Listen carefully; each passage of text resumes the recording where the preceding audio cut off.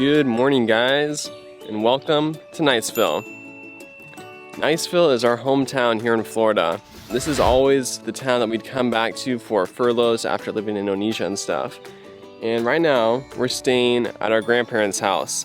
We recently just actually bought a house, but it's going through renovations right now. So we're staying with our grandparents and have been for the last couple months. And it has just been a blast. Our grandparents are awesome, and they're so great to let us use their house, and we've been having so much fun. So like I was saying, we live in this place called Niceville, and I must say it is extremely nice here. We haven't been to too many places here in the States, but out of all the places we have been, I definitely think this is the nicest. It's just really friendly. There's a lot of retired military families here. We actually have the largest Air Force base in the world, I believe, Eglin Air Force Base. Really close to here. And so it's just a really good feeling. You know, you're jogging down the road or you're driving and you just wave to people you've never seen before and they wave back. You know, it's just really friendly. It has kind of that small town feel. And the terrain here is very interesting. Extremely flat. There are no mountains here whatsoever. You're lucky if you can find a hill. It's kind of marshy, a little bit swampy, and we have great beaches, which is awesome. It's probably just a 15-minute drive away. Niceville holds a lot of memories for us. A lot of stuff happened here. Like I said, this is kind of our family's hometown. So this is where my mom and dad met, actually, and got married here. This is where my mom pretty much grew up, and dad. And yeah, this is where our home church is, where my parents actually first learned about cross-cultural missions and decided that they wanted to spend their lives as missionaries. And so yeah, there's a lot of memories here, and a lot of memories especially at this house right here. This has always been Grandma and Grandpa's house, and we've just had so much fun here through the years. This is our awesome tree house fort that us boys and our grandpa built together. Sadly, it's fallen apart. It's been here for quite a few years, and yeah, it hasn't been able to withstand all the storms and stuff, so it's super cool, and this holds a whole bunch of memories for us. You have to come check it out here. So you can see here's the first story. We actually have a sale on at the moment, but the floor's fallen down. This was the first part that we built in the tree house, and you can see we have it decorated here. The knight in shining armor, some Nerf guns. And then we have the second story up here. And this is supposed to be kind of like the patio, the front porch, you know what I mean? So it's falling apart too, but we had a hanging chair and some different chairs up there. It was really nice. And then we had some steps going up to the third part. And so the third part was the last one we built. We were all a bit older. We wanted to make it super cool. Close it in, put a roof on it, and it is pretty sweet up there. You walk inside and there's a little desk. There's a clock that has a fish on it, and there's like an old horseshoe up there and different little artifacts we found on different adventures we had here in the States. But we can't go up there right now because if I stood on the floor, it'd probably fall through. Yeah, the treehouse is pretty cool, but the thing that most characterizes this entire yard sits right there.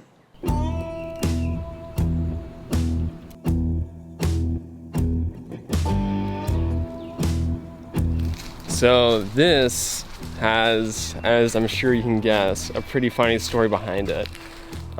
This little bug was the car that my grandparents first had when they first got married. So it sat here for decades, literally, just kind of sitting here, hanging out. You can see it's just totally sunken into the ground. Super cute car. It's like the centerpiece of the whole yard. For the longest time, we really wanted to fix it up, you know, work towards it, get like a new engine and new everything for it. But I think it's past that now. And it's been used very well actually since it got parked here. There's all sorts of little birds who love to make their nests in the dashboard.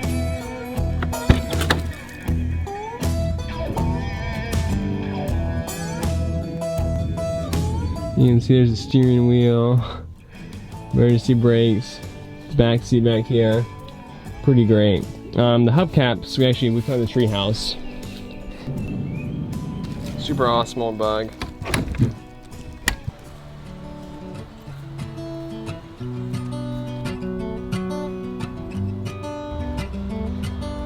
It's beautiful weather we're having this week. It just makes it really a joy to be outside. And all the little animals are so happy as well. The squirrels and birds are just going crazy. They're loving the sunny weather. So right now we're staying with my mother's parents, our grandparents, and it's been so much fun to live in close proximity with them for the last several months now. We've just enjoyed every moment with them. And being away for, several years, it's feels great to be back and be back in their house. The town that we're living in is called Niceville, and as the name implies, it's pretty nice. We're getting to know the place even better, too, as some of us boys are now know how to drive. We're getting around and seeing the sights and whatnot. Although that's been stunted with this coronavirus. And it's just crazy to see how a small virus out in China, one little town, just developed and spread till now it's affecting the whole world for the most part. And really tragic to see that just the lives that it's affected. So many people have already died and many more have the illness, and the way it's affecting our economies worldwide, it's just crazy and terribly sad. It's weird being here in the States and kind of right in the middle of everything, seeing all these events unfold. And not to minimize any of the suffering, though, it is important to find a bright spot within any kind of hardship, because there always is one. There's always a positive side to the suffering that goes on. And I think in our particular situation, what I've seen here in our hometown is that a lot of people have been able to have a lot of really good quality family time. I think that's something not a lot of people get. People back here in America are hard workers. They don't have a whole lot of vacation time. And right now, as everybody's just laid off of work and quarantined pretty much, it's been neat to see families that just stroll up and down the road, with their kids. They're going biking, they're going jogging, walking their dogs, and I think it's really important. Overseas in Papua, the culture is really community or family focused, and so any kind of community, they're very, very tight. And there'll just be a couple of houses, but they fit their grandparents all the way down to the newly born babies. And all ages in between, everybody's packed into one house, and they live life together. I think there's a lot of value in that kind of lifestyle. And here in the West, what I've noticed is people are very segregated. It's so easy for everybody just to spread out. Mom and dad go to work and the kids all go to school, and they don't see each other all day. And so I think this is really good. Although I know it's difficult for some people, especially having kids from college coming back because they can't go to school on campus. They're having to do online. Everybody's cramping into one house. So there are the different challenges that come with that, but I think there's a lot of positives as well.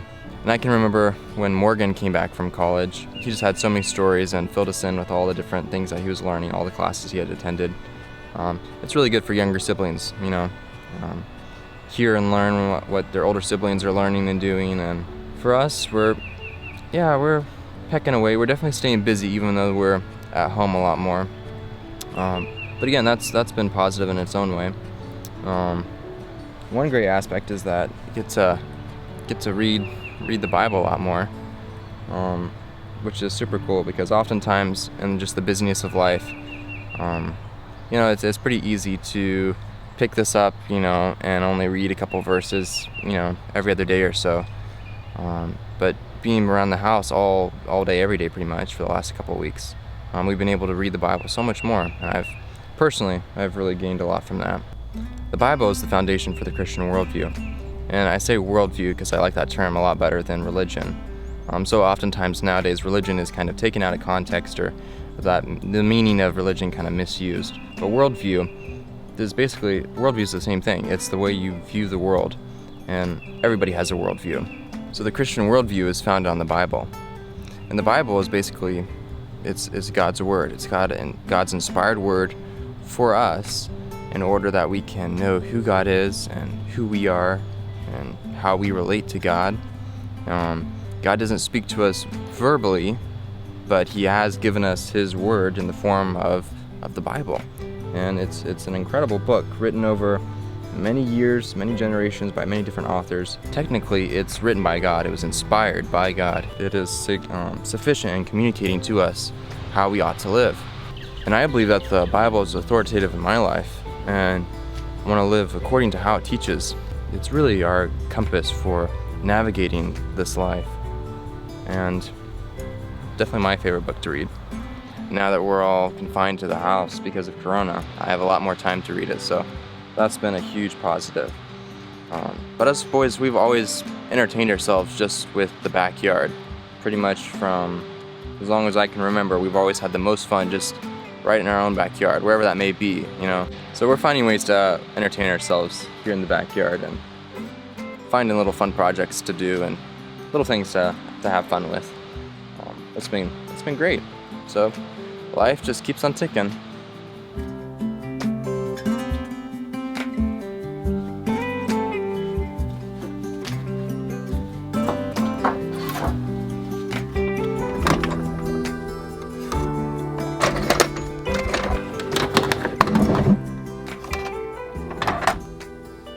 I'm working on this awesome project right now here in my grandpa's garage, and I'm making, well, I won't tell you what it is yet. I guess I'll wait. You guys can see for yourselves.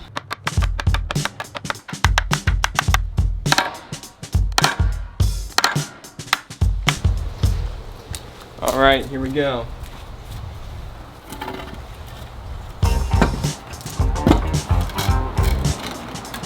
Ta-da!